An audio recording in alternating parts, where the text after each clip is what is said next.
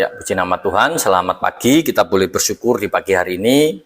Kita boleh menikmati kasih setia Tuhan sepanjang malam, dan di malam hari ini, di pagi hari ini, kita boleh bersyukur bisa menikmati berkat Tuhan, dan di hari yang baru ini kita bisa datang kepada Tuhan. Kita mau mendengarkan firman Tuhan, sebelumnya kita berdoa terlebih dahulu. Bapa kami di dalam surga, di dalam nama Tuhan Yesus, kami mengucap syukur buat segala kebaikan dan pertolongan Tuhan. Tuhan telah menyertai dan memberkati kami sepanjang malam, dan di hari yang baru ini kami boleh dipenuhi oleh kebenaran firman Tuhan sebelum kami melakukan segala aktivitas kami, dan kami serahkan sepenuhnya ke dalam tangan Tuhan di dalam nama Tuhan Yesus. Haleluya, amin. Ya, puji nama Tuhan, di pagi hari ini kita boleh belajar satu kebenaran firman Tuhan tentang Gad, Nabi Gad berani menyatakan kebenaran. Kita akan membaca di dalam 1 Tawarik pasal 21 ayat yang ke-9 sampai yang ke-10. Saya akan membacakan buat kita semua. Dikatakan demikian, tetapi berfirmanlah Tuhan kepada Gad, pelihat Daud. Pergilah, katakanlah kepada Daud, beginilah firman Tuhan, 3 perkara kuhadapkan kepadamu, pilihlah salah satu daripadanya, aku akan melakukannya kepadamu. Nah, di sini kita mau belajar dari satu pribadi yang namanya Gad. Nabi Gad ini adalah orang yang setia di dalam dia memberikan nasihat kepada Daud dengan kata-kata bijaksananya kepada raja. Dia menyampaikan segala sesuatu yang apa Tuhan perintahkan.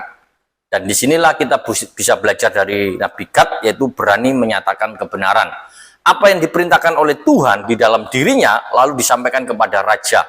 Memang sebagai seorang penasehat atau seorang nabi itu tidak mudah ketika dia harus menyampaikan kabar yang tidak baik, kabar yang tidak menyenangkan untuk kita sampaikan kepada raja. Tentu ini tidak bisa diterima dengan mudah oleh seorang raja. Dan kalau kita memperhatikan Gad sendiri adalah seorang yang berani untuk menyatakan kebenaran. Meskipun kebenaran yang disampaikan oleh Nabi Gad adalah satu kebenaran yang menyakitkan. Dan di sini bukan satu kali atau dua kali yang disampaikan oleh Gad kepada Daud. Seringkali, beberapa kali dia memberikan satu nasihat, mengingatkan Daud ketika dia melakukan dosa, mengambil istri Uria, mengambil Betseba, lalu dia menempatkan Uria untuk berperang di medan perang sampai mati. Nah, itu adalah satu peristiwa yang sudah ditegur oleh Nabi Gad. Nah, ada satu peristiwa lagi yang disampaikan oleh Nabi Gad kepada Daud. Di sini kalau kita memperhatikan bahwa yang pertama Nabi Gad menemui Daud ketika sedang bersembunyi dari kejaran Saul.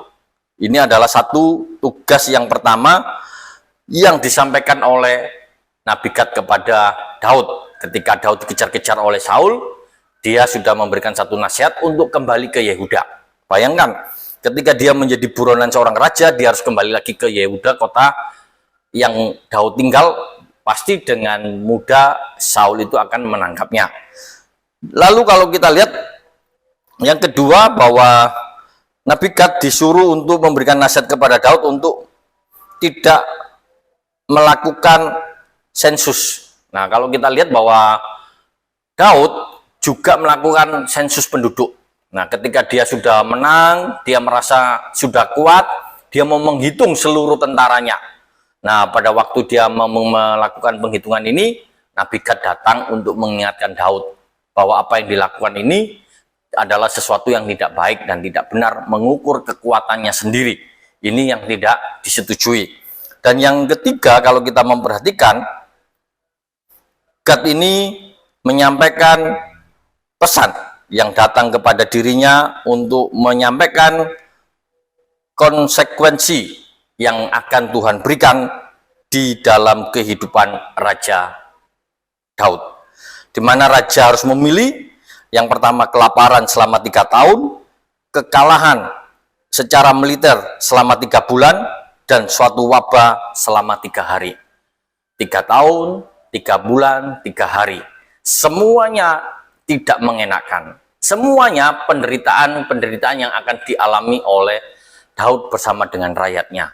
Nah, di sini kita bisa melihat bahwa Gad tentunya menjadi sangat tidak puas di dalam menyampaikan ini.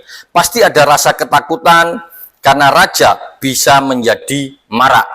Raja bisa membuat satu keputusan yang akan melawan, tidak taat atau tidak menerima dari nasihat Gad ini.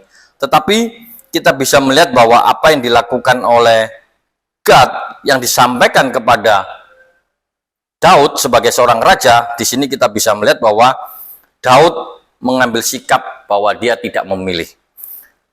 Daud mau menerima apa yang diberikan oleh Tuhan kepada dirinya. Dengan kata lain, Daud menerima kemurahan hati Allah dengan memilih alternatif yang Tuhan berikan.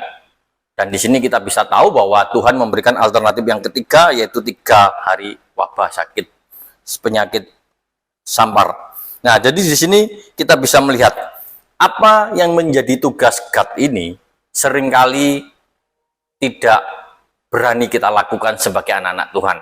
Terkadang kita sebagai anak-anak Tuhan yang Tuhan percayakan sebagai seorang teman, sebagai seorang pemimpin, kadang-kadang kita ini mau memberikan peringatan, nasihat, itu kadang-kadang kita tidak mau.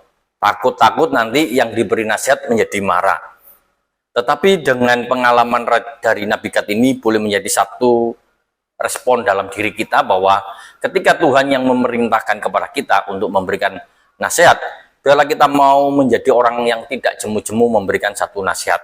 Entah nasihat kita itu diterima atau tidak, namun kita sudah menyampaikan satu pesan, mengingatkan supaya orang ini tidak salah, tidak melakukan kesalahan. Itu adalah satu tugas yang baik untuk kita laksanakan. Ketika Daud menyatakan penyesalannya yang mendalam atas perbuatan yang dia lakukan dan penderitaan yang dialami oleh Daud bersama dengan rakyatnya oleh karena dosanya, di sini Gad masuk membawa petunjuk bagi raja, di mana ia dengan segera memerintah Raja Daud untuk membeli sebagian tanah untuk mendirikan sebuah mezbah di sana, sehingga ia bisa meminta pembebasan dari wabah itu. Jadi ketika Gad menyampaikan pesan 3 pilihan, dan Daud menyerahkan itu kepada Tuhan, dan Tuhan memberikan hukuman 3 hari pada wabah, Gad juga memberikan satu nasihat untuk membeli sebuah tanah, untuk dibuat mezbah, dan untuk menjadikan tempat untuk persembahan kepada Tuhan, supaya wabahnya itu berhenti. Nah, di sini kita bisa melihat apa yang kita lihat dari dalam kehidupan Nabi Gad ini, di mana kita bisa melihat bahwa ada hal yang sangat luar biasa yang dimiliki oleh Nabi Gad. Kita boleh menjadi anak-anak Tuhan yang memiliki pengaruh yang baik, yang positif, yang ada dalam diri kita sebagai anak-anak Tuhan untuk kita berikan kepada orang-orang yang ada di sekitar kita.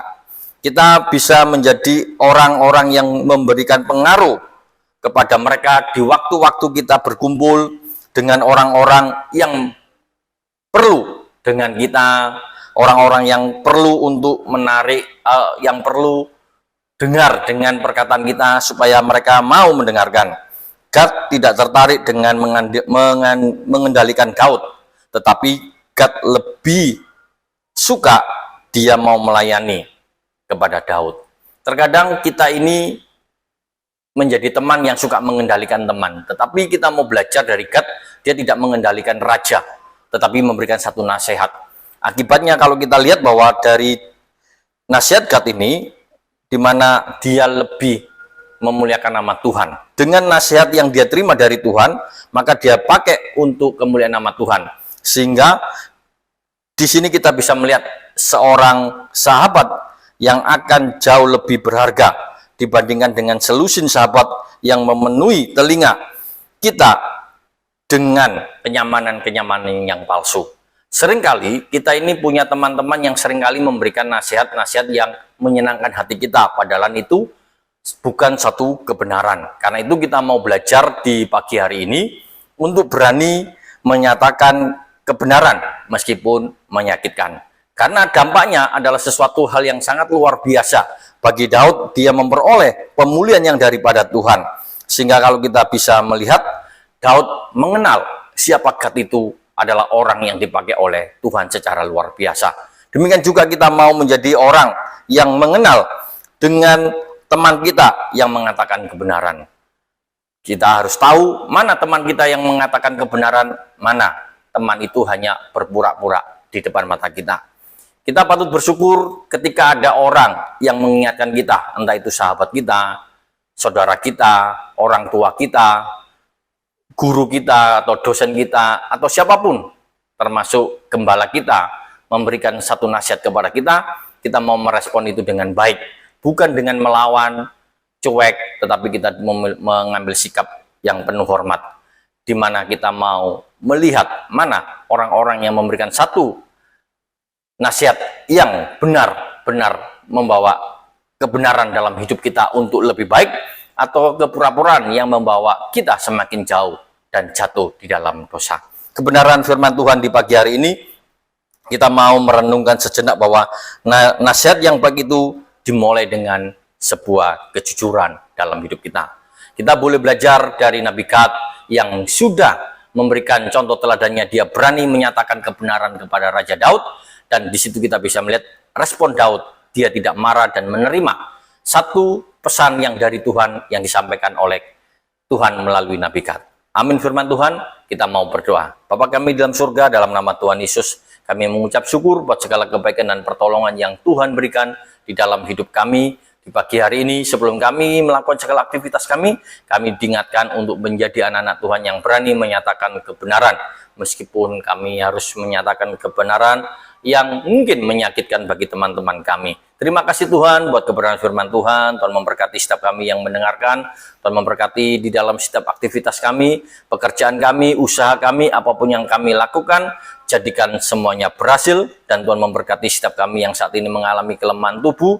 Kami serahkan dalam tangan Tuhan. Tuhan memberkati di dalam hidup kami, dan Tuhan memberikan kesembuhan bagi kami, memberikan jalan keluar bagi kami setiap kami yang hidup dalam permasalahan, dan Tuhan juga memberikan kemenangan demi kemenangan apapun yang kami hadapi saat ini. Terpujilah nama Tuhan. Di dalam nama Tuhan Yesus Kristus kami berdoa dan mengucap syukur. Haleluya. Amin.